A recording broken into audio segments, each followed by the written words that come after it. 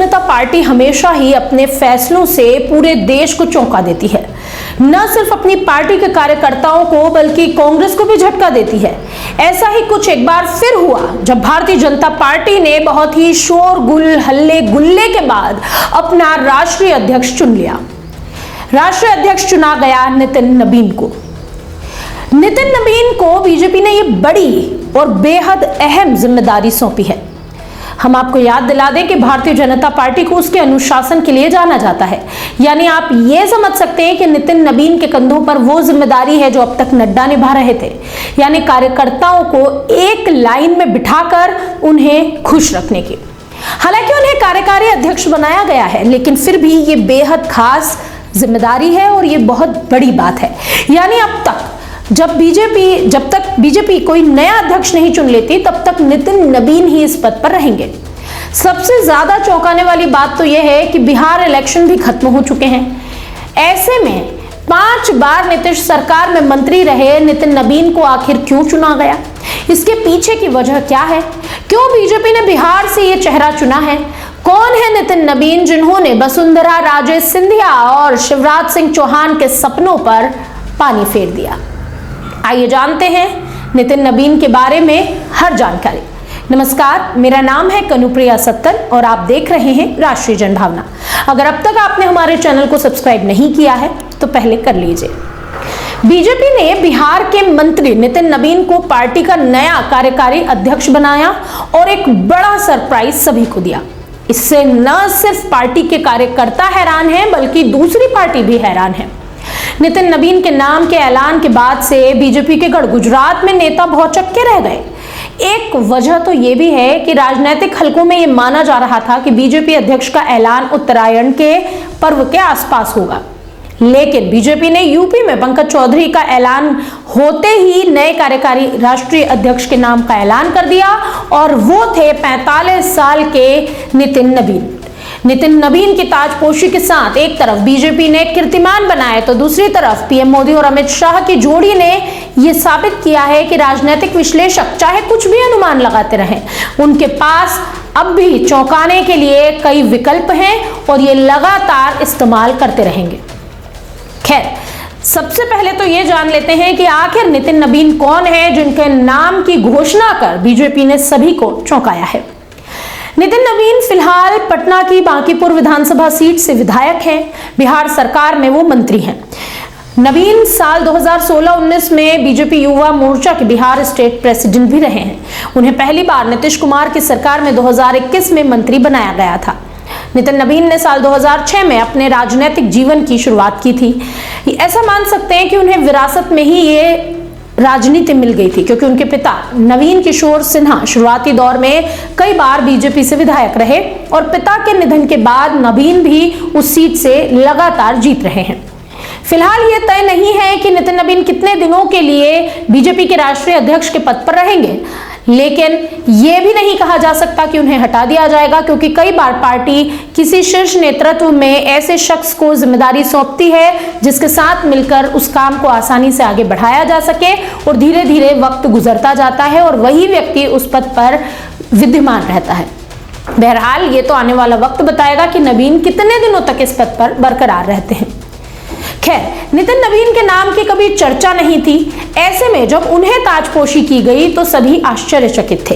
कायस्थ वर्ग से आने वाले नितिन नबीन का रविवार को जब नाम का ऐलान हुआ तो बीजेपी नेता उनके बारे में जानने की कोशिश करने लगे। कुछ लोगों को तो यह भी नहीं पता था कि आखिर नितिन नबीन है कौन।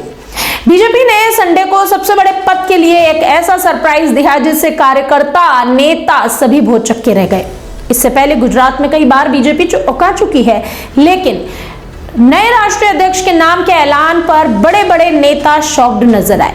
अगर हम बात करें शिवराज सिंह चौहान की, अगर हम बात करें राजस्थान की पूर्व सीएम वसुंधरा राजे सिंधिया की, तो इनके नाम लगातार राष्ट्रीय अध्यक्ष के लिए बरकरार थे और यही माना जा रहा था कि इन दोनों में से ही किसी की ताजपोशी की जाएगी।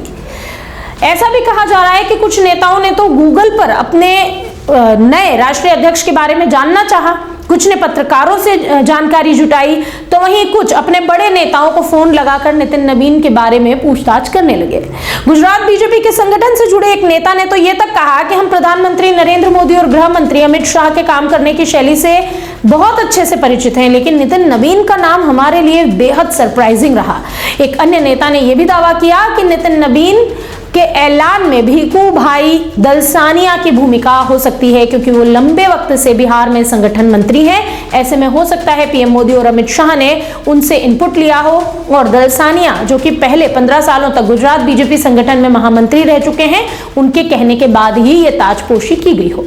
बहरहाल ये तो अलग बात है, क्योंकि ये सब कयास लगाए जा रहे हैं, लेकिन इसके अलावा एक अहम वजह है कि आखिर नितिन नवीन को ही क्यों चुना गया।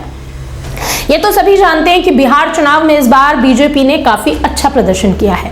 भारतीय जनता पार्टी ने सबको चौंकाया और राष्ट्रीय अध्यक्ष के रूप में बिहार से उठाकर 45 साल के युवा के हाथों में पार्टी की कमान संभालने का फैसला ले लिया। यानी कि अब पार्टी का हर जो बड़ा डिसीजन है वो नितिन नवीन लेंगे। 5 बार विधायक, 3 बार मंत्री रहे बिहार के नितिन नवीन को तत्काल प्रभाव से पार्टी का कार्यकारी राष्ट्रीय अध्यक्ष नियुक्त कर दिया गया। इसे आप कोई सामान्य रूप से नहीं देख सकते हैं। ये कोई घटना सामान्य घटना नहीं है, बल्कि पार्टी के अंदर भरोसे, संगठनात्मक परिवर्तन और आने वाले चुनावी दौर की रणनीति का एक बेहद अहम संकेत है। ऐसा माना जा रहा है कि नए राष्ट्रीय अध्यक्ष के चुनाव तक नितिन ये जिम्मेदारी संभालेंगे। राजनीतिक हलकों में इसे बंगाल विधानसभा चुनाव तक की तैयारी से जोड़कर देखा जा रहा है। यानी भले ही बिहार में चुनाव जो है वो खत्म हो गए, लेकिन नवीन को शायद बंगाल में किस तरह से मैनेजमेंट करना है, इसके लिए उन्हें ये पद सौंपा गया है। एक तरफ तो नड्डा का अध्यक्षीय कार्यकाल जून 2024 में ही खत्म हो गया था। ऐसे में विस्तार पर लगातार चर्चा हो रही थी, कई नामों की चर्चा हो रही थी। नवीन की नियुक्ति का यह संकेत है कि प्रधानमंत्री नरेंद्र मोदी और गृह मंत्री अमित शाह जो हैं वो अपनी लगाम भी कस के रखेंगे, क्योंकि ऐसा माना जाता है कि नितिन नवीन प्रधानमंत्री नरेंद्र मोदी के बेहद खास है। वो भी तब से जब वो प्रधानमंत्री भी नहीं थे, यानी जब वो गुजरात के सीएम हुआ करते थे उन दिनों से। तो ऐसे में अमित शाह की दिशा पर और नरेंद्र मोदी की दिशा पर ही पार्टी अब चलेगी। छत्तीसगढ़ की अगर बात करें तो प्रभारी के रूप में उनके कामकाज में दोनों शीर्ष नेताओं को उन्होंने प्रभावित किया था। नवीन की नियुक्ति का यह भी संदेश है कि पार्टी में नेक्स्ट जनरेशन का एक टाइम जो है वो शुरू हो चुका है, जिस पर बार बार प्रधानमंत्री नरेंद्र मोदी ने कहा है कि आने वाले समय में नए चेहरों को जगह दी जाएगी।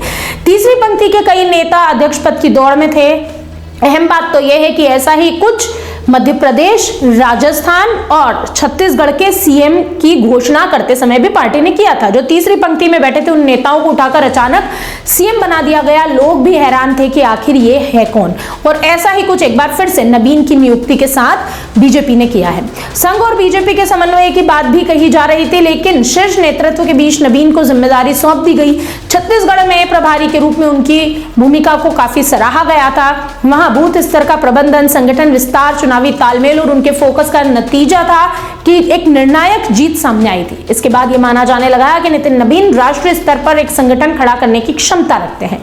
सामाजिक समीकरणों के लिहाज से भी ये नियुक्ति काफी चर्चा में है, क्योंकि नितिन नवीन जो हैं वो एक ऐसे समाज से आते हैं, कायस्थ समाज से। बिहार में इस समाज की आबादी कम है, 1% से कम है, लेकिन भाजपा का पारंपरिक और भरोसेमंद मतदाता वर्ग कायस्थ समाज को माना गया है। यशवंत सिन्हा के बाद इस समाज के किसी भी नेता को इतने बड़े संगठनात्मक पद की जिम्मेदारी अब तक नहीं दी गई थी, तो यह जिम्मेदारी मिलना राजनीतिक संकेत के रूप में देखा जा सकता है। हालांकि इसके अलावा एक और कारण माना जा रहा है कि नितिन नवीन का झुकाव हमेशा से प्रधानमंत्री नरेंद्र मोदी की तरफ रहा। ऐसे में यह तोहफा, यह रिवॉर्ड जो है नितिन नवीन को दिया गया। शाह और मोदी के लिए उनसे वही करवाना बहुत आसान होगा जो दरअसल वो दोनों चाहते हैं। ऐसा बताया जाता है कि 2010 में जब प्रधानमंत्री नरेंद्र मोदी गुजरात के मुख्यमंत्री थे, बीजेपी की राष्ट्रीय कार्यकारिणी में वो शामिल होने के लिए बिहार की राजधानी पटना पहुंचे थे। इस दौरान बिहार में एक अखबार में एक विज्ञापन छपा। ये विज्ञापन देखकर नीतीश कुमार, जो कि उस वक्त बिहार के मुख्यमंत्री थे, वो नाराज हो गए।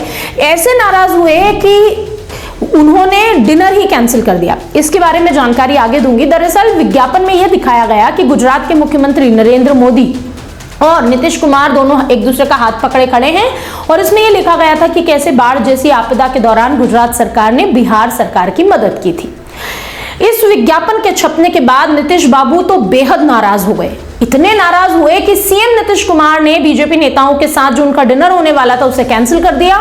लेकिन आपको जानकर बेहद आश्चर्य होगा कि जिस तस्वीर के विरोध में नीतीश कुमार को ये डिनर का कार्यक्रम कैंसिल करना पड़ा था, अखबारों में वो तस्वीर 2 विधायकों ने छपवाई थी। उनमें से एक थे संजीव चौरसिया और दूसरे थे नितिन नबीन।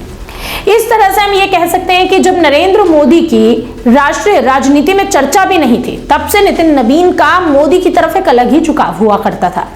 नितिन नबीन का राजनीतिक सफर पूरी तरह से भाजपा के अंदर ही विकसित हुआ है। उनके पिता नवीन किशोर प्रसाद सिन्हा पार्टी के प्रभावशाली नेताओं में गिने जाते थे। पिता के निधन के बाद उन्होंने पटना के बांकीपुर विधानसभा सीट से राजनीति की कमान संभाली। साल 2006 से लगातार 5 बार अपनी जीत दर्ज की। बिहार में पथ निर्माण मंत्री के रूप में उन्होंने सक्रिय और कामकाजी परिणाम दिए। एक ऐसे मंत्री की छवि बनाई जो बेहद मजबूत है, जिन्हें लोग पसंद करते हैं।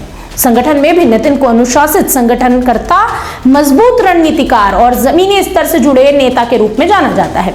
उन्होंने राजनीति की शुरुआत भाजपा युवा मोर्चा से की थी, जहां राष्ट्रीय महामंत्री से लेकर बिहार प्रदेश अध्यक्ष तक की जिम्मेदारी निभाई। यही संगठनात्मक अनुभव आगे चलकर उन्हें राज्य प्रभारी, राष्ट्रीय स्तर की जिम्मेदारियों तक ले आया। बहरहाल मोदी के प्रति, पीएम मोदी के प्रति जो झुकाव है, उसका उन्हें ये रिवॉर्ड मिला है, या उनकी लंबी मेहनत और उनकी जो छवि उन्होंने बिहार में बनाई है या जो छत्तीसगढ़ चुनाव में बनाई है, वो ये तो आने वाला वक्त बताएगा कि नितिन नबीन कैसे राष्ट्रीय अध्यक्ष साबित होते हैं। लेकिन इतना तो तय है कि बीजेपी अब भी लगातार अपने फैसलों से, अपने एक्सपेरिमेंट से जनता को चौंका रही है। क्या नितिन नबीन को चुनकर बीजेपी ने सही निर्णय लिया है, या फिर आपको लगता है कि बीजेपी का राष्ट्रीय अध्यक्ष कोई और होना चाहिए था? आपकी जो भी राय है कमेंट बॉक्स में हमें बताएं और देखते रहिए राष्ट्रीय जनभावना।